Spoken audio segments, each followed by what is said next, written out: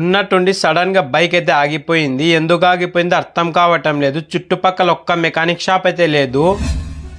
ఏం జరిగిందంటే అన్ఎక్స్పెక్టెడ్ గా జమ్మలమడుగులో ఉన్న రెయిన్బో వాటర్ పార్క్ అయితే వెళ్ళిపోయినాము. ఇక్కడ జనాలు చూసుకుంటే కుప్పలు కుప్పలు అయితే ఉన్నారు. టికెట్ కోసం పెద్ద సాహసమే చేసినాను అనుకోండి. వాళ్ళని నేను తొక్కి వాళ్ళు నా మీద తొక్కి ఫైనల్ అయితే టికెట్ సాధించినాను. టికెట్ తీసుకునేటప్పుడు వీడియో తీద్దాం అనుకున్నాను కానీ తీయలేకపోయినాను. అంతమంది జనాలు అయితే ఉన్నారు. Rainbow water park night view చూడండి ఎలా ఉందో. నెక్స్ట్ లెవెల్ గా అయితే ఉంది. ఇక్కడ ఫొటోస్ అయినా వీడియోస్ అయినా నెక్స్ట్ లెవెల్ గా అయితే తీసుకోవచ్చు. చాలా బాగా వచ్చినాయి ఫొటోస్ అయితే. ఇక్కడ అలా రొంచేపు అయితే డాన్స్ చేసినాము. డాన్స్ ఎలా ఉందో చూసేయండి.